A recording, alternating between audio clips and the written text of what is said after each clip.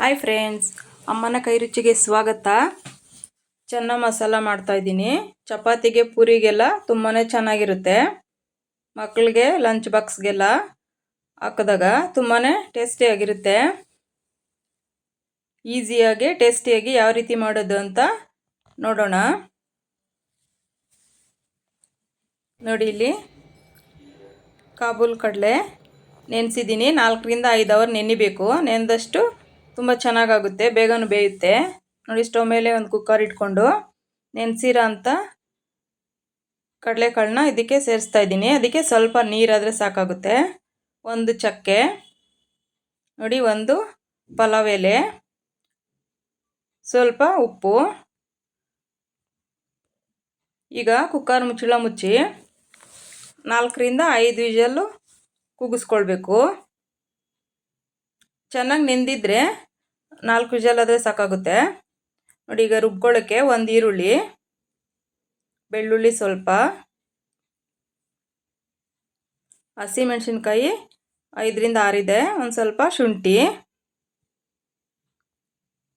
Tomato ಚಿಕ್ಕ size ಆದರೆ 2 ತೊಗೊಳ್ಬೇಕು. ನಾನಿಲ್ಲಿ ಒಂದು ದಪ್ಪ ಸೈಜು ಒಂದು ತೊಗೊಂಡಿದ್ದೀನಿ. ಸ್ವಲ್ಪ ಕೊತ್ತಂಬರಿ ಸೊಪ್ಪು. ನೋಡಿ, ಗೋಡಂಬಿ ನೆನೆಸಿರೋ ಅಂಥದ್ದು. ಗೋಡಂಬಿ ರುಬ್ಬೋದ್ರಿಂದ ಗ್ರೇವಿ ಚೆನ್ನಾಗಿ ಬರುತ್ತೆ, ಟೇಸ್ಟು ಅಷ್ಟೇ ತುಂಬ ಚೆನ್ನಾಗಿ ಬರುತ್ತೆ. ಈಗ ಸ್ವಲ್ಪ ನೀರು ಹಾಕಿ ನೈಸಾಗಿ ರುಬ್ಕೊಳ್ಬೇಕು. ನೋಡಿ, ರುಬ್ಬಿದಾಗಿದೆ. ಈ ಥರ ನೈಸಾಗಿ ಬರಬೇಕು. ನೋಡಿ, ಕಡಲೆಕಾಳು ಅಷ್ಟೇ ನೆಂದಿದೆ, ಚೆನ್ನಾಗಿ ಬೆಂದಿದೆ. ನೋಡಿ, ಈ ಥರ ಸಾಫ್ಟಾಗಿ ಪ್ರೆಸ್ ಮಾಡಿದೆ, ಸಾಫ್ಟಾಗಿ ಇದಾಗಬೇಕು. ಆ ಥರ ಇದ್ದರೆ ತುಂಬ ಚೆನ್ನಾಗಿ ಬರುತ್ತೆ. ನೋಡಿ, ಸ್ಟವ್ ಮೇಲೆ ಒಂದು ಪಾತ್ರೆ ಇಟ್ಕೊಂಡು ಸ್ವಲ್ಪ ಎಣ್ಣೆ ಹಾಕ್ಕೊಳ್ಬೇಕು. ಅದಕ್ಕೆ ಸ್ವಲ್ಪ ಜೀರಿಗೆ, ಒಂದು ಈರುಳ್ಳಿ, ಸಣ್ಣದಾಗಿ ಕಟ್ ಮಾಡಿರೋಂಥ ಈರುಳ್ಳಿ ಚೆನ್ನಾಗಿ ಬಾಡಿಸ್ಕೊಳ್ಬೇಕು.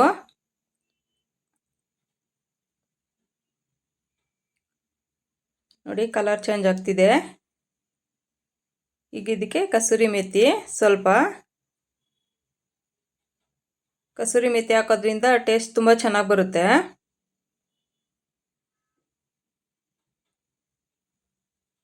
ನೋಡಿ, ಈಗ ಇದಕ್ಕೆ ರುಬ್ಬಿರೋಂಥ ಮಿಶ್ರಣನ ಸೇರಿಸ್ಕೊಳ್ಬೇಕು.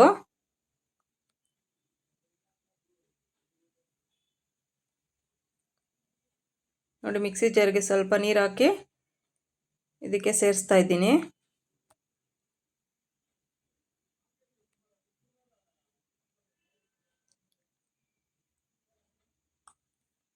ನೋಡಿ, ಈಗ ಇದಕ್ಕೆ ನಾವೇನು ಬೇಯಿಸ್ಕೊಂಡಿದ್ದೀವಿ ಇದಕ್ಕೆ ಸೇರಿಸ್ಕೊಂಡು ನೋಡ್ಕೊಳ್ಬೇಕು ನಮಗೆ ಯಾವ ಥರ ತಿಕ್ನೆಸ್ ಆಗಿರಬೇಕು ಅಂತ. ಸ್ವಲ್ಪ ಗ್ರೇವಿ ಥರ ಬೇಕು ಅಂದರೆ ಸ್ವಲ್ಪ ನೀರು ಹಾಕ್ಕೊಳ್ಬೋದು, ಸ್ವಲ್ಪ ಗಟ್ಟಿ ನೀರು ಬೇಕು ಅಂದರೆ ಸ್ವಲ್ಪ ನೋಡ್ಕೊಂಡು ಹಾಕ್ಕೊಳ್ಬೋದು. ಸ್ವಲ್ಪ ಅರಿಶಿನ, ಧನಿಯಾ ಪುಡಿ 1/4 ಸ್ಪೂನಷ್ಟು. ನೋಡಿ, ಇದು 1 ಸ್ಪೂನಷ್ಟು ಚಿಲ್ಲಿ ಪೌಡ್ರ್ ಹಾಕ್ತಾಯಿದ್ದೀನಿ ನಾನು. ಹಸಿಮೆಣಸಿನ್ಕಾಯಿ ರುಬ್ಬೋದಕ್ಕೆ ಸ್ವಲ್ಪ 5 ರಿಂದ 6 ಹಾಕಿದ್ದೆ. ಖಾರಕ್ಕೆ ನೋಡಿಕೊಂಡು ಹಾಕ್ಕೊಳ್ಬೇಕು.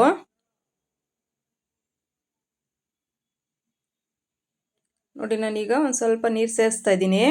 ಅದು ಚೆನ್ನಾಗಿ ಕುದ್ದಾಗ ಗಟ್ಟಿಯಾಗುತ್ತೆ, ಸ್ವಲ್ಪ ಸೇರಿಸಿದ್ರೆ ಚೆನ್ನಾಗಿರುತ್ತೆ. ಈಗ ಸ್ವಲ್ಪ ಉಪ್ಪು ಹಾಕ್ತಾ ಇದ್ದೀನಿ. ಕಡಲೆಕಾಳು ಬೇಯಬೇಕಾದ್ರೆ ಸ್ವಲ್ಪ ಹಾಕಿದ್ದೆ.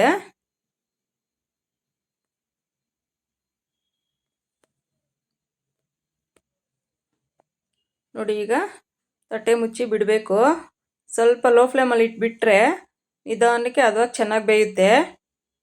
ಒಂದು ಕುದಿ ಬಂದಾಗ ಉರಿ ಸ್ವಲ್ಪ ಕಡಿಮೆ ಮಾಡಿ ನಿಧಾನಕ್ಕೆ ಬೇಯಿಸಿದ್ರೆ ತುಂಬ ಚೆನ್ನಾಗಾಗುತ್ತೆ. ನೋಡಿ, ಕಲರ್ ಚೇಂಜ್ ಆಗ್ತಾಯಿದೆ, ಗಟ್ಟಿ ಆಗ್ತಾಯಿದೆ. ಇನ್ನೂ ಬೇಯಬೇಕು ಸ್ವಲ್ಪ. ಅದು ಮಸಾಲೆ ಎಲ್ಲ ಹಾಕಿರೋದು ಹಸಿ ವಾಸನೆ ಎಲ್ಲ ಹೋಗಬೇಕು. ಹಸಿ ವಾಸನೆ ಹೋದಾಗೆ ತುಂಬ ರುಚಿ ಚೆನ್ನಾಗಿ ಬರುತ್ತೆ. ನೋಡಿ, ಗಟ್ಟಿ ಆಗ್ತಾಯಿದೆ. ಎಷ್ಟು ನೀರಿನಂಶ ಇತ್ತು ಚೆನ್ನಾಗಿ ಕುದಿ ಬಂದ ನಂತರ ಕಡಿಮೆ ಆಗಿದೆ, ನೀರೆಲ್ಲ ಕಡಿಮೆ ಆಗಿ ನೋಡಿ ಗ್ರೇವಿ ಥರ ಆಗ್ತಾಯಿದೆ. ಚಪಾತಿಗೆ ಪೂರಿಗೆಲ್ಲ ಅಂತೂ ಸೂಪರ್ ಟೇಸ್ಟು.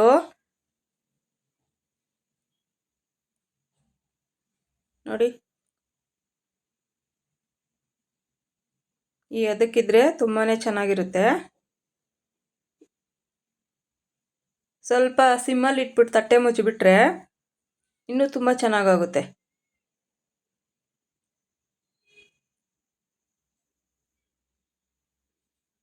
ನೋಡಿ ಆಗಿದೆ ಈಗ. ನೋಡಿ ಅದಕ್ಕೆ ತುಂಬ ಚೆನ್ನಾಗಾಗಿದೆ. ಟೇಸ್ಟ್ ಅಂತೂ ಸೂಪರಾಗಿದೆ. ಈ ಮೆಥಡ್ನಲ್ಲಿ ಯಾರಾದರೂ ಹೊಸ್ದಾಗಿ ಕಲಿತಾ ಇದ್ದರೆ ಟ್ರೈ ಮಾಡಿ ನೋಡಿ. ಈಸಿಯಾಗೆ ಮಾಡ್ಕೊಳ್ಬೋದು, ಸಿಂಪಲ್ಲಾಗೆ. ನೋಡಿ ಚಪಾತಿ ಜೊತೆ ಅಂತೂ ಸೂಪರಾಗಿರುತ್ತೆ ಕಾಂಬಿನೇಷನ್ನು.